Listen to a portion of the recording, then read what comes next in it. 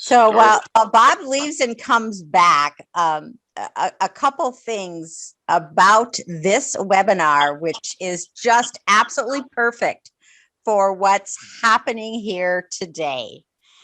We're going to deal a little bit, and I hate to leave the cat out of the bag because Bob's gone, but we're going to deal a little bit with mindset. And exactly when challenges come, what do you do? And we see that Dan actually stays very humorous and can go with the flow, and doesn't let the challenge freeze him up so that he cannot move forward. That's great. Judy, and can you hear me now? I can. Are you back already? Yeah, I'm faster than a speeding bullet. That is great because my computer it just opened up.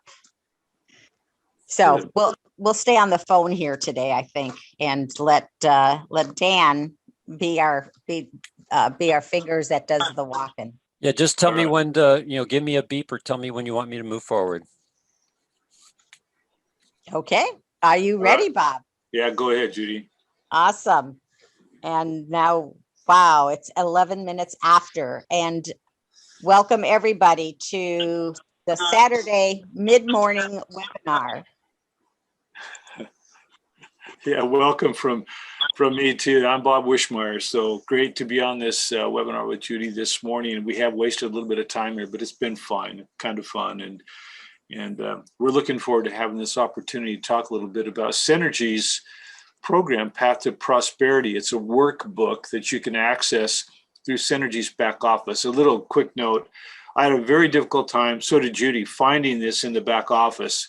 I contacted both Josh McKell and Jake Rothfels and also customer service. None of them could find it either. Took quite some time. Finally got a call back from them.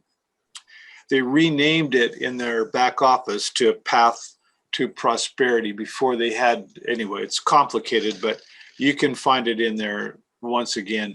And any of us, if you can't find it, we can walk you through that and help you find this workbook. So, Judy? Yeah, absolutely. And it's under booklets and brochures. Right. So if you want to find it, it's a good idea too. We're going to be working on this booklet actually for the next several weeks.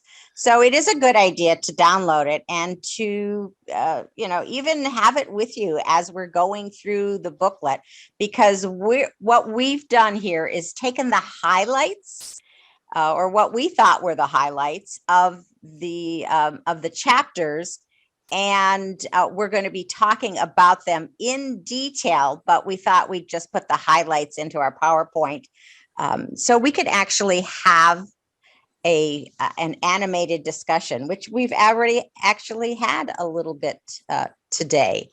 So as we go on throughout this book, we're going to do it a little bit better than of course it's going to be better. A little bit different than what we've been doing in the past with the books that we've been reviewing. And that difference being is that we need your help. So for the people that are on the webinar live with us, we are actually going to ask you to unmute yourselves and to participate, because this is really a very thought-provoking booklet. This can really help you go from where you are to the next step and the next step and the next step, but it is something that you have to work on. It's not something you read and then glean the answers from. This one, we have to dive a little deeper and really figure out how it applies to us individually, not everyone as a group. Isn't that right, Bob? That's right. And Dan, go ahead and click on the next slide if you don't mind. Look at this for just a minute, but we're going to be talking about a couple of different things here. Creating a mindset is going to be part of it, but also building a skill set. And this is going to be the focus as we go forward here a little bit. Judy, are we okay to go to slide 3, do you think? Yeah, absolutely. Yeah, let's go ahead, Dan. Yeah, I wanted to comment here as we're getting started with this mindset for success. You know, we were all raised differently. Everybody on this call, I mean, we're all completely different from one another. That's how life is supposed to be. It's good. That's how that adds flavor and spice to life. But when I was a kid growing up, and it's just, you know, time and generational things or whatever, but I grew up in a family where we had to keep it zipped up. Well, we did not talk about things. We might have an opinion about something, but we were taught early on in our lives that we were to keep that opinion to ourselves. And our parents, my parents, oftentimes said some rather cruel things. I don't think they realized how long the effect of some of those things were that they said to us kids. But boy, a lot of the things that they said to us really stuck with us. I had a bunch of opportunity here lately to spend time with my sister, and we've both commented on that and its effect, you know, with a stepfather who would say, you know, you can't carry a tune in a bucket, or you have funny looking hands, or you have weird hair, you know, whatever it is. You know, though I remember all of those kinds of negative thoughts. And for young people, that kind of negative thought creates a mindset, and it sticks with you for a really long time, right, Judy? It really does. And I remember my mother telling me, sticks and stones will break your bones, but words will never hurt you. And I grew up thinking that that was true, when in reality, those words that my mother said to me about, you know, this is the life you were born into, don't expect to get anything different. I totally believed that. And it was a long time before I figured out, oh gosh, I have the power. She doesn't have the power. I have the power. Yeah. I used to tell my children, sticks and stones may break your bones, but words will break your heart. Because that's how I felt, having grown up in a family where the words were less than kind too many times. You know, if you take a whole room full of grown-ups and ask them how many of you can draw, you're going to get maybe 10% of the people in that room that'll actually raise a hand. But if you ask a room full of elementary school kids how many of you can draw, almost every little kid in that room is going to throw their hand up in the air. It's just how little kids are. What happens to us, really, you guys, over the years that determines our belief system about what we can or can't do. You know, maybe you've been told you can't draw or whatever. Not, you can't draw as good as somebody else. But regardless of what we're told, as we grow up, we start sifting through what we've been said that we could or couldn't do. And we need to put that aside now. We need to put that drawing aside and think about, what things have I been told about success or building a business or whatever that could cause me to think I can't do this. We need to put those things aside, Judy. Yeah, absolutely. So as we look at this slide, and if you want to unmute yourself, we'd love to hear from you. But are there any things on here that you've heard of before? You know of someone or someone in your family or even yourself. Is there anything that any of these things where you've felt that or you've heard about it? Anybody like to unmute themselves? Yeah, we'd really love to hear from you guys. I know for myself, the very bottom one, being a salesperson or asking people for money is pushy. And to be honest with you, I've always felt that asking people for money that's hard for me. That's a really difficult one for me. I have too much trouble being a salesperson, but boy, the asking for money part, ooh, I cringe. And I was there too.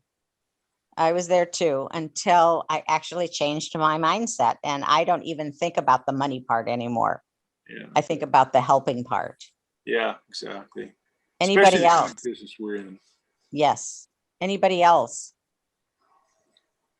So Bob Well, and I have to Judy, agree. go ahead, David. Go ahead. No, I was just going to say that I have to agree with Judy that there's a value proposition that you present when you're talking to anyone.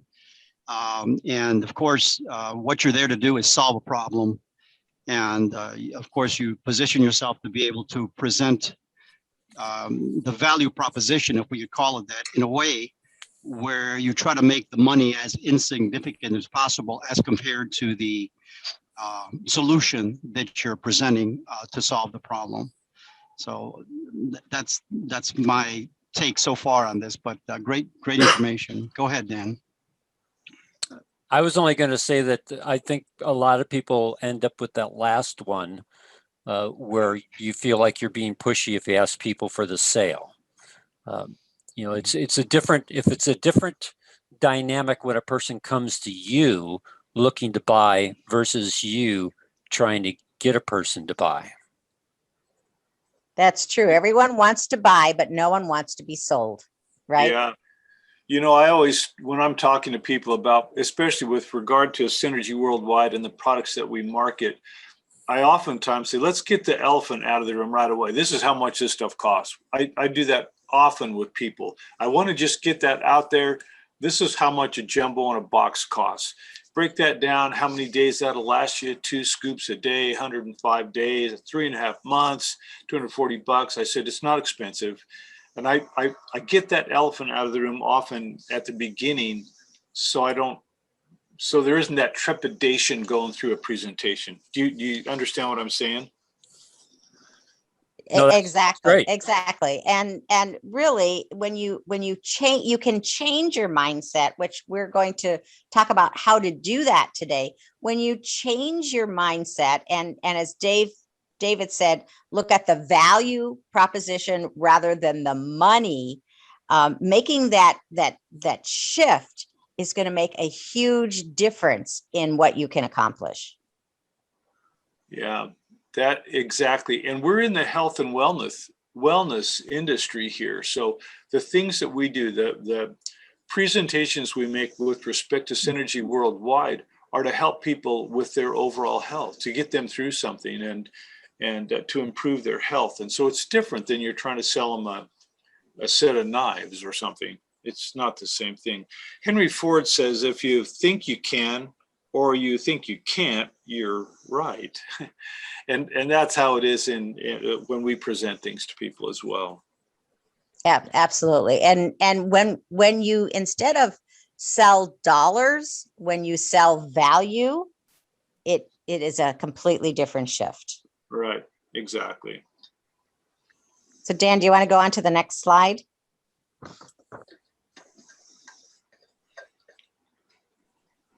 So we're going to train your mind to succeed. And these are Synergy's words. These aren't words that Bob and I made up. This is right directly from the manual. And I love how it says that we know you can succeed.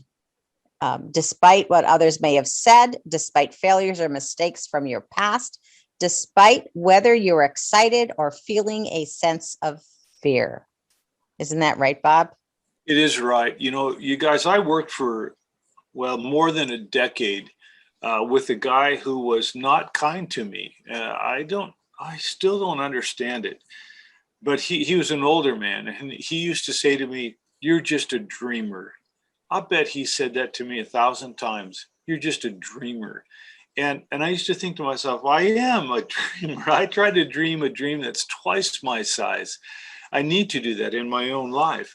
And when I looked at this particular section on the workbook, that we know you can't succeed, my first thought, even looking on those guys' faces there, was how important it is that we have an abundance mentality, because we tend to go through life with a scarcity mentality that gets us nowhere. It's just a downer. But an abundance mentality, it just brings with it a power of positive thinking. And I don't know, it just works, Judy. It just works for me. Well, and it really gives us that ability to be in the place of choice. So when you have an abundance mentality, there are possibilities. And with those possibilities, you get to choose. You get to choose your mindset. You get to choose your actions. You get to choose the results that you want to have. Yeah, that's exactly right. And that's what we're looking for today. So let's go ahead and flip on to the next one. So yes, so this mental movie. So in my training, I learned that we have about 180,000 thoughts a day. That's a lot of thinking, right? A Yeah. lot. But from further research, I've learned that about 80% of those are reruns. So we don't have that many new thoughts every day. We replay and we create habits, right? That are over and over and over again. And wasn't it Thomas Edison that said that, if you do the same thing over and over, you'll get the same results? Yeah, that's exactly right. I with regard to the affirmation part of this too, which is extremely important. I mean, we go in our mind, we can relive the same thing again and again. I was in a car wreck a few years ago, and I must have relived that crash, a million times that same night. I just could not get that out of my head, that horrible feeling of seeing a car coming right at me and the crunch of a 50-mile-an-hour head-on collision. It was awful. But it's the same thing with other things in this life, and we get that mental picture of what we can do or what we can't do, and it can be pretty serious.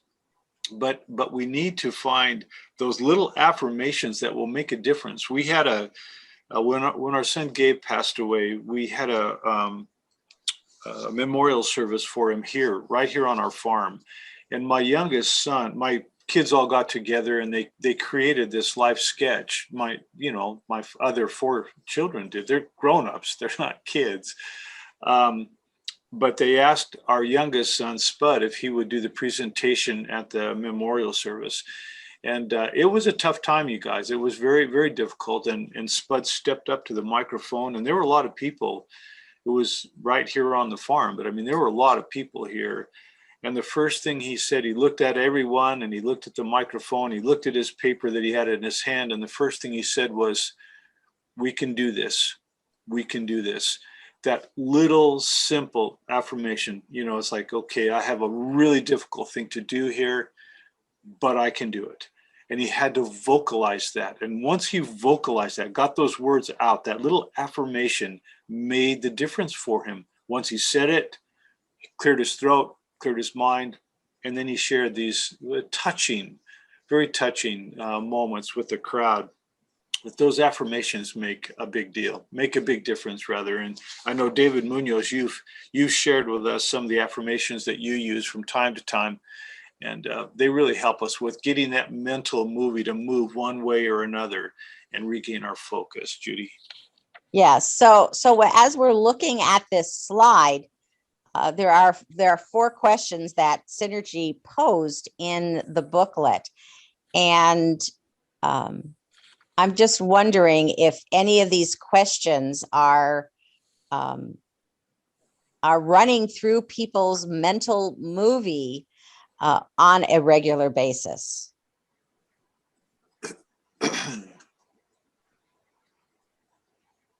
And I love the positiveness of the bottom questions versus the thoughts that come to mind when we play those movies and we look at the failures that we had in the past, and that keeps playing over. How can I be successful if I don't have enough customers? My customers don't call me back. My customers don't answer the phone. I'm afraid to pick up the phone half the time. When those mental movies continue to play, how is that moving us forward rather than, as Bob said, having those affirmations when you can go a little bit deeper and actually go to the positive end. Well, that's why we need to have little things, little resources to help us push past those things. It's like that, having the rocks in your pocket, or the rocks on the side of your desk, and every time you make a presentation or you share a thought, you have a quality exposure with someone, you move that rock to the other side of the desk or to your other pocket.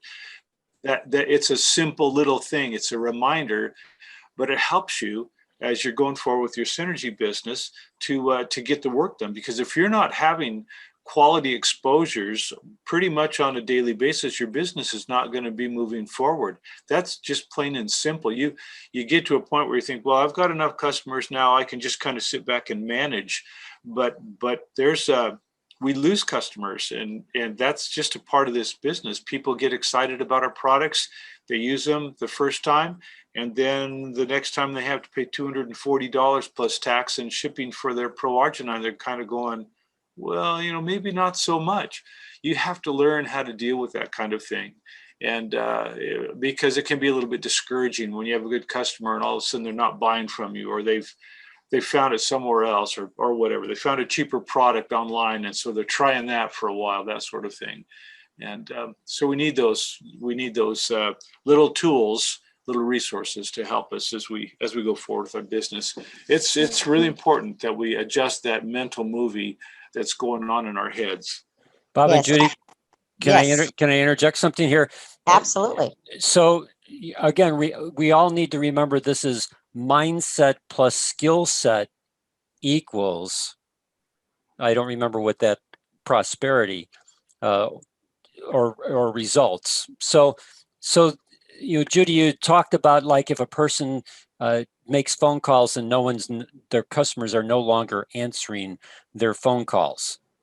Well, maybe there's something that they were doing that caused their customers not to want to talk to them anymore, and they need to work on their skill set. So if you run into an obstacle in your growth of your business, it's time to say, okay, what skill set do I need to work on to be able to help me get past this objection or get past this obstacle to be able to get my business to where I want it to be? So it's this combination of mindset and skill set that helps you have results. Absolutely. To absolutely dig deeper and find the root or the cause of the negativity, and how you can change that to positivity, whether it's with an affirmation or with a skill set or an adjustment, maybe a small adjustment. Maybe sometimes the customer doesn't answer the phone because customers don't answer phones. That, Yeah. it's truth now. Or maybe So- the customer doesn't answer the phone because they feel that you're always trying to push them towards a sale, as opposed to doing what David Munoz talks about, is calling your customers just to, talk to your customers and see how they're doing and how their family's doing, and remembering something with regards to that they talked about, their daughters in college. How did your daughter finish up college? And that must have been certainly different this year at college than what it's been in the past. Hopefully she's well. Is she home for the summer? Those types of things that, again, the person doesn't feel like you're always trying to sell them, but you're actually interested in their life and interested in helping them have the best possible healthy life so that they can enjoy their family and the things around them as much as possible. Could I share an experience, Dan, along those Sure. lines, if I may? Mhm. Yesterday, I had a situation where I have a database of clients, and I have I always try to remember my client's birthday. So my database kind of has the ability to be able to print out anybody's whose birthday is that day. And so I have so much fun calling customers on their birthdays, because they may not even remember me. They have not talked to me for months. And I'll say, and I had my list for customers yesterday, and they'll answer the phone, and I'll say, George, just happy birthday. I'm just so happy. And I wish to God that he gives you a lot more years of health. I haven't even said my name. And I hope to God he gives you so many more birthdays and just healthy ones. He says, well, wow, good, thank you. Who is this? I said, this is David Munoz. Remember you bought a product from me a year ago? And how have you been? How's the family? Dan, it resulted in a sale. And it was just a birthday call. And I can tell you honestly, out of those birthday calls, I've made 6 or 7 sales this year. So it's just a matter of building relationship or rebuilding the relationship. And just one of the strategies I use, Dan, that I thought about as you're talking. So thank you for that. Oh, you're welcome. And see, that's a skill set that you learned how to do that takes you out of this negative Sales aspect. mode. Yeah. Yeah. Yeah, you know, that skill set, attitude is really important in the kind of work that we do, but attitude can't take the place of competency.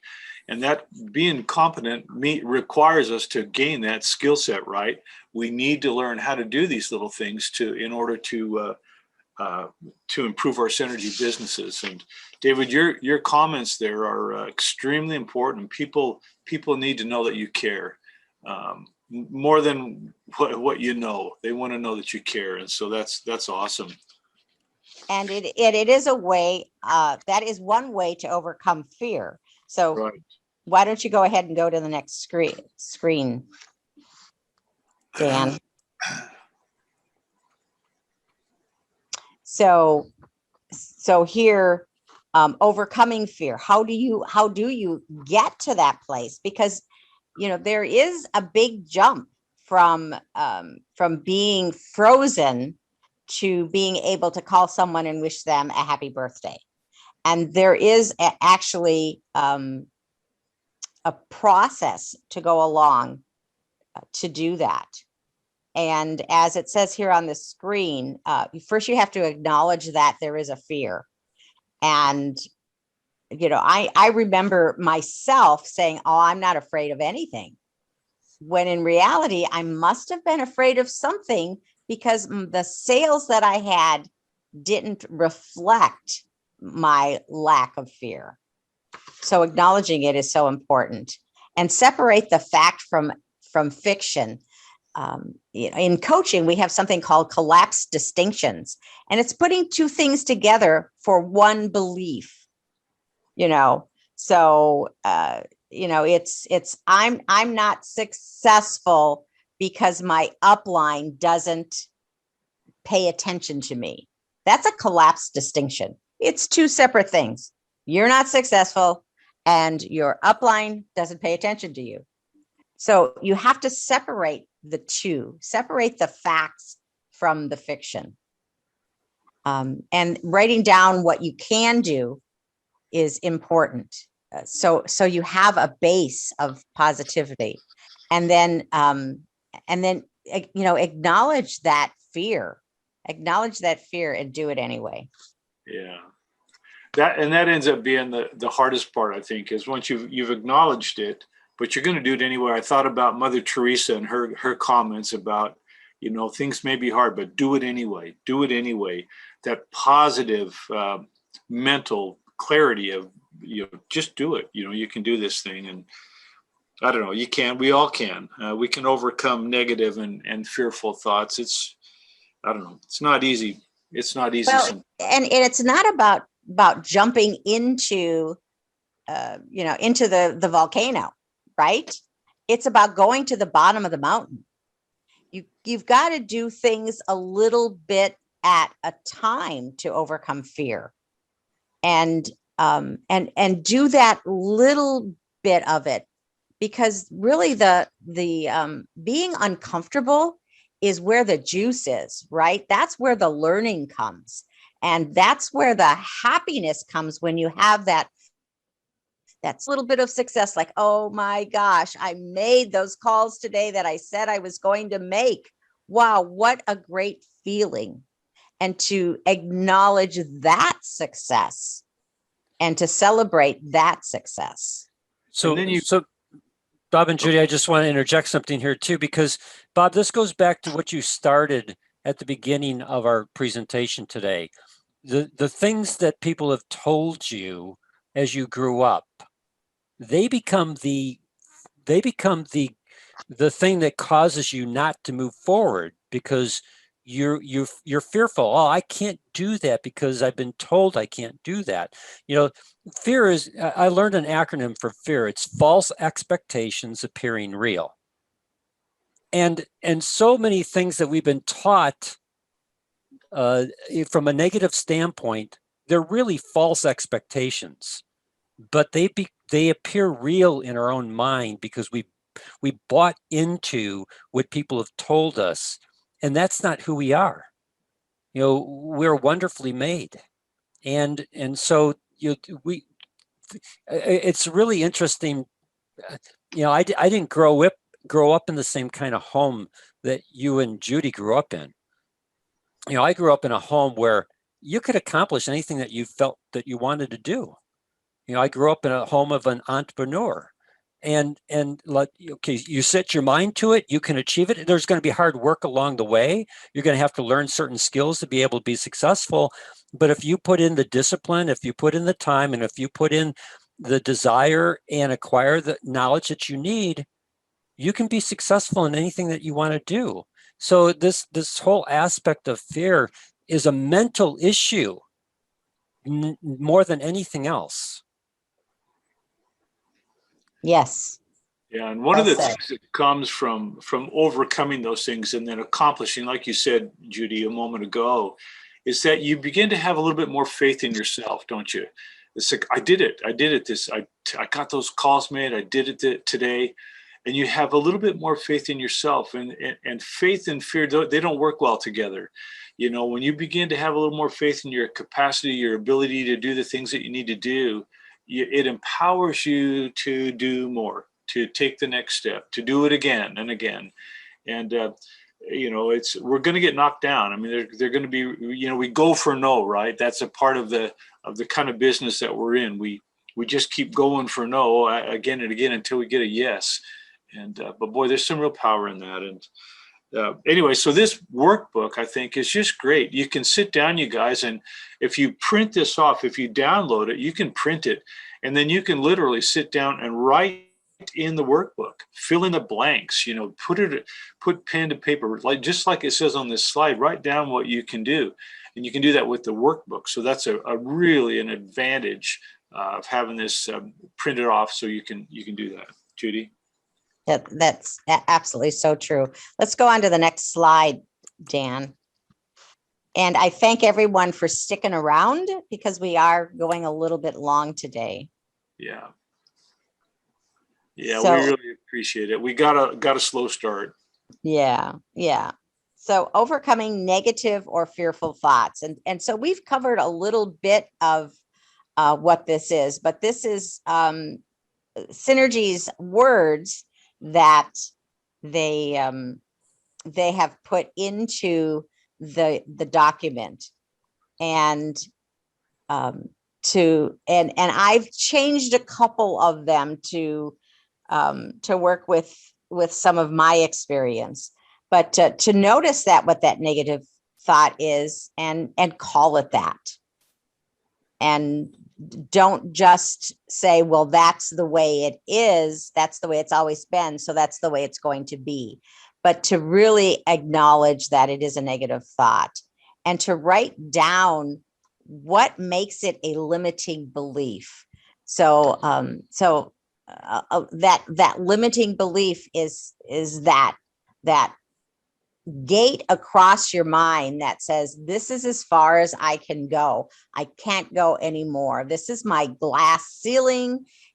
It's the place that I need to stop because I've never been able to get further than this because of X, Y, Z, because of my parents, because of my family, because of my circumstances, because of my looks, because of my color, my religion, whatever that limiting belief is. You have to actually acknowledge what that belief is, and to start working through them and going through through what you can do to change that limiting belief, and then reframe it into a belief statement. And in the workbook, there's some great reframes that says, this is what I believe, and this is what I can reframe it to. So, so taking that negative belief and turning into positive. And I know you do that a lot, Bob.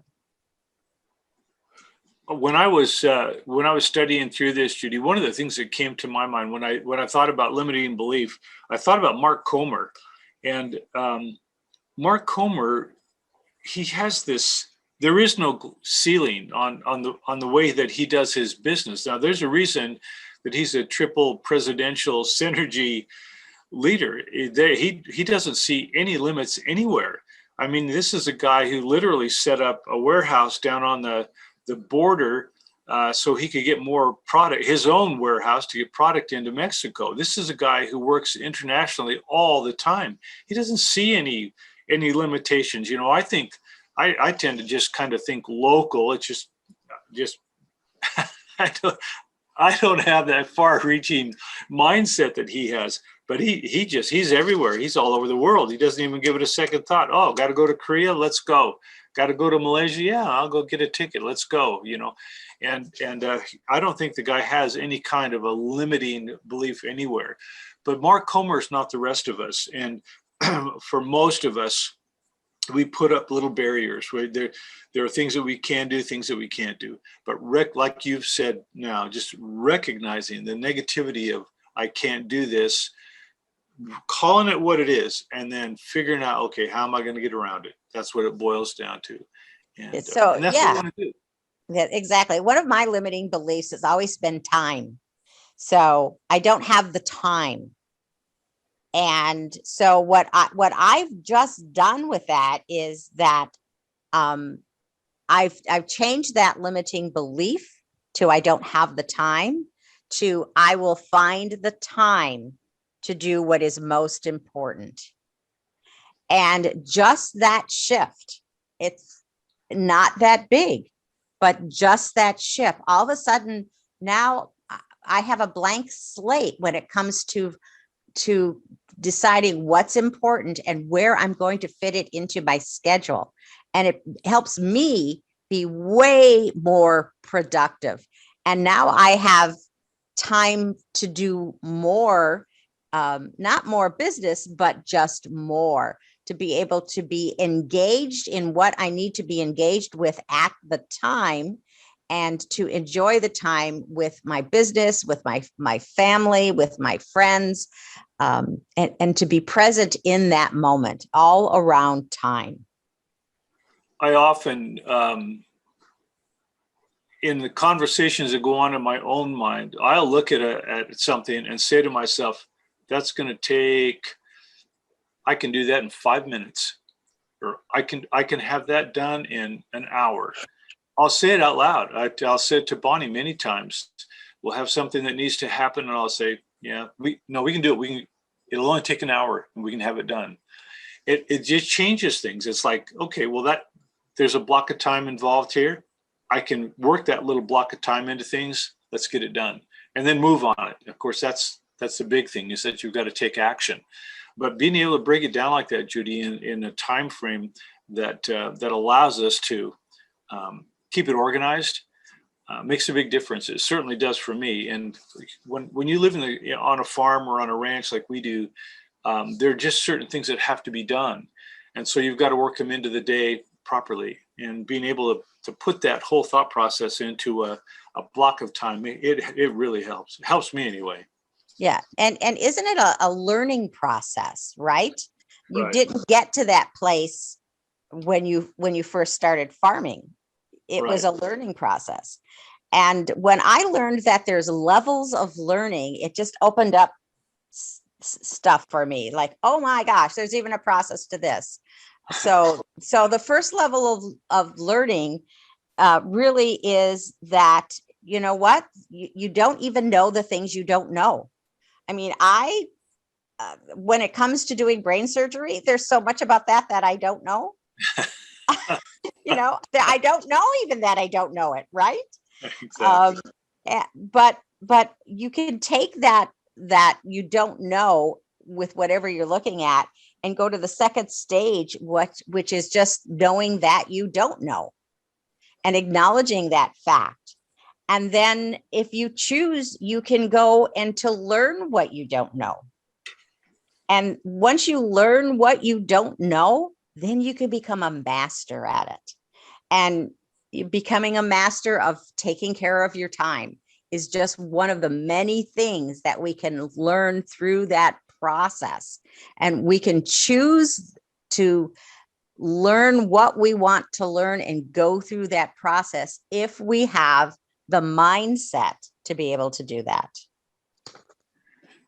Going through these leadership development webinars like we're doing helps us to gain the skill set to go with the mindset. And that's why we're doing all of this. And Judy, that's all I've got for this morning. We've gone a little bit over here. We apologize to everybody. Challenge yourselves. Yeah, here we go. Challenge yourself to set goals that will nudge us outside of our comfort zone. That's how you grow, right? That's the way we grow. That's what it is.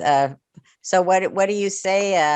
An inch is a cinch, but by the yard, it's hard. By the inch, it's a cinch. By the yard, it's hard. Yeah. So just challenge yourself to get better every week, every day, just constantly, and success will happen. Maybe in not the way that you visualized it, but it will happen. Awesome. Thoughts, anybody, before we close? Only that I want to just say thank you, Judy and Bob. Wow, wonderful content. Inches a cinch I took away last week, or last time we talked, Bob, and today I'm taking away the elephant in the room. What a great piece of advice you gave me today. Get the elephant in the room out of the way in terms of pricing. That's a great way to start a conversation, and then add the value proposition on it. And so thank you for that. And thanks, guys. Wonderful, wonderful stuff. Thank you. Well, we're looking forward next month. We're going to go on to chapter 2, and the workbook is great. We recommend, go into your back office, get under booklets and brochures, and you'll see Pathway to Prosperity. Download it, print it. It's good stuff. Judy? So my challenge to everyone on the webinar and listening to the webinar is to not only download this booklet, but my challenge to you is to get through chapter 1 by next time we meet in July. And we'd love to hear from anyone that would like to share what their experience has been working on mindset for a month. Call to action. Thanks, Judy. You're welcome. Dan, thanks for your help with the IT problem. Appreciate it. You're welcome. No problem. All right, guys. That's it for me. God bless you all, and we'll see you all again before you know it.